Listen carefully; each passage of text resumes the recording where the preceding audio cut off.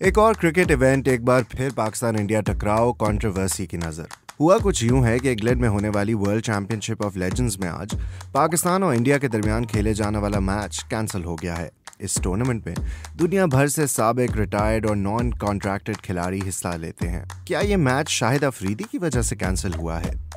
कई दिनों से सोशल मीडिया और इंडियन मीडिया की रिपोर्ट्स में ये क्लेम किया जा रहा था कि कई इंडियन खिलाड़ियों ने पाकिस्तान के साबिक कप्तान शाहिद अफरीदी की मौजूदगी पर एतराज़ किया और अलेजिडली उनके एतराज़ की वजह बनी उनके माजी में इंडिया से मुतालिक बयानात। इन एतराज़ात को तो हम इंडिपेंडेंटली वेरीफाई नहीं करा सके, मगर आज सुबह वर्ल्ड चैंपियनशिप ऑफ लेजेंड्स की इंतजामिया ने सोशल मीडिया पर इस मैच की मनसूखी की खबर दी और एक बयान जारी किया। ऑर्गेनाइजर्स का कहना है कि चूंकि हाल ही में पाकिस्तान और इंडिया के दरमियान खेलों के चंद मुकाबले जैसे हॉकी और वॉलीबॉल हुए, इसलिए वो चाहते थे कि WCL मैच भी जारी रखा जाए।